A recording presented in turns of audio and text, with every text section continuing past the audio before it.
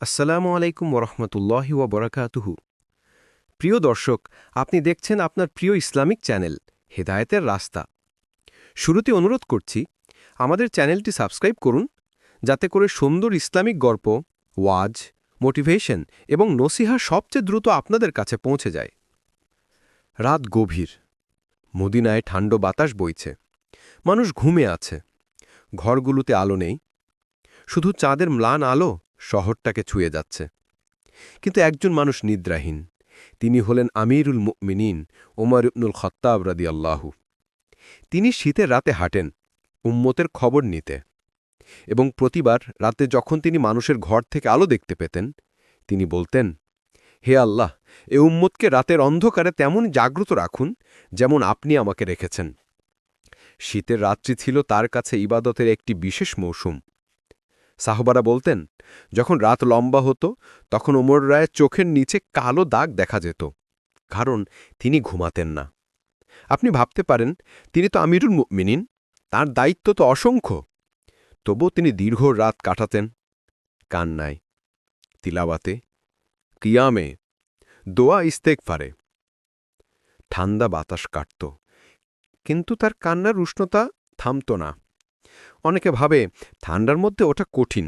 হ্যাঁ, কঠিন, কিন্তু সাহাবারা বুঝতেন কঠিন কাঁধে আছে বড় সওয়াব। তারা বলতেন, শীত আমাদের কাছে ছিল জান্নাতের বাগান। কেন?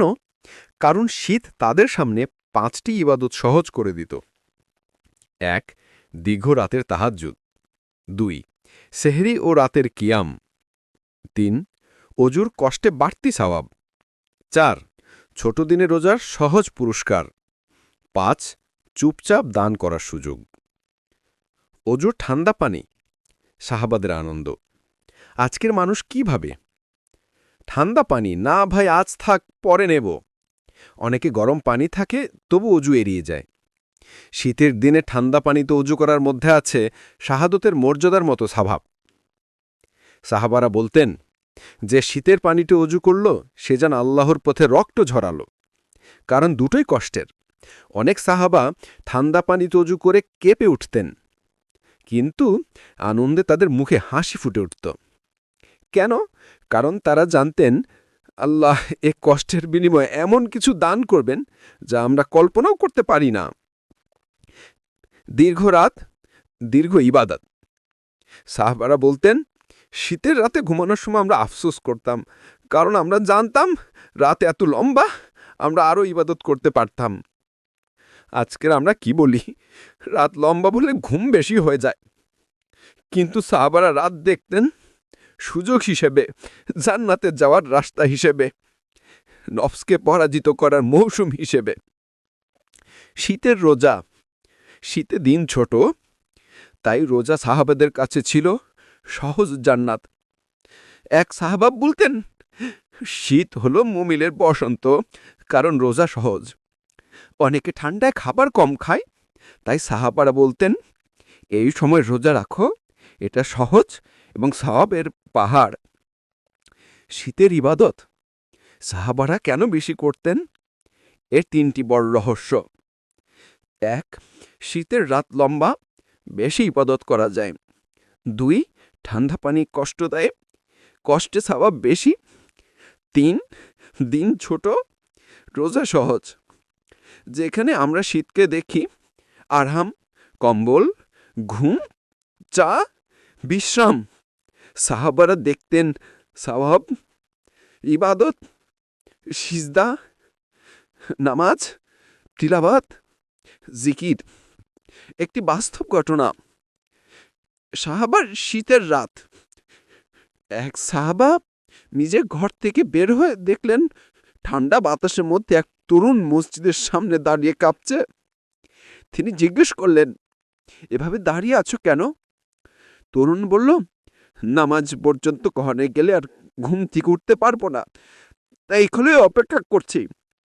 সাহাবা কেঁদে ফেললেন, বললেন, আল্লাহর শপথ, আমরা যখন তোমাদের মতো তরুণ ছিলাম আমরাও এমনই করতাম। এটা শুধু নামাজ নয়, এটা ছিল আকাঙ্ক্ষা, ভালোবাসা, আল্লাহর জন্য ত্যাগ, নফসকে পরাজিত করা। জান্নাতের আকর্ষণ। মাইলাদ শীতের সবচেয়ে বড় উপহার। সাহাবারা কখনো এক রাতও তাহাজ্জুদ ছাড়তেন না। বিশেষ করে শীতে রাত ছিল দীর্ঘ, অন্ধকার ছিল গভীর, ঠান্ডা ছিল নির্মম, কিন্তু তাদের চোখে ঘুম ছিল কম আর ভয় ছিল বেশি। আল্লাহর ভয়, হাসরের দিন, জান্নাত জাহান্নাম। তাহাজ্জুদ তাদের কাছে ছিল প্রিয়তম বন্ধু, জীবনের শক্তি, রুহের আলো, দুনিয়ার কষ্ট কমানোর অস্ত্র।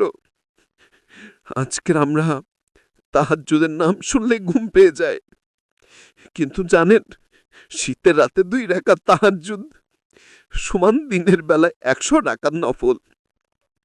প্রিয় বন্ধুরা, এটা শুধু একটি গল্প নয়, একটি ডাক। এই শীত এটা আপনার সূত্র নয়, এতে আপনার জান্নাতে যাওয়ার সুযোগ।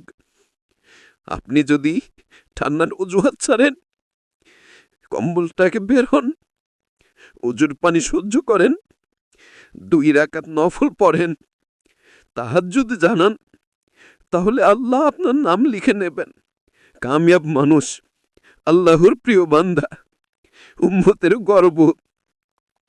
শীতের মৌসুম, একটু সোজা করে বলি, শীত আপনাকে কাঁপায়, কিন্তু কাঁপা দিয়ে জান্নাত দেয়। শীতে মুখ কাঁপে না, কাঁপে হাত পা, আর হাত পা কাঁপা দিয়ে অজু করলে আল্লাহ মুছে দেন গুনাহ, ভুল, পাপ, তাকদীরের কষ্ট। রাতে ঘুমাতে যাওয়ার আগে 1-2 হাত তুলে বলুন, হে আল্লাহ, আমাকে শীতের রাতে ইবাদতকারী বানিয়ে দিন। 2, সকালে উঠে অজু করুন, ইভেন যখন ঠান্ডা লাগে। 3, ফজরের আগে 2 রাকাত তাহাজ্জুদ। 4, দিনের মধ্যে 1 দিন রোজা। তাহলে দেখবেন শীত আপনার জন্য দারুণ একটি সুযোগ। আল্লাহ আমাদের সম্মাকে জীবন দান করুন। আমিন। আসসালামু আলাইকুম ওয়া রাহমাতুল্লাহি ওয়া বারাকাতুহু।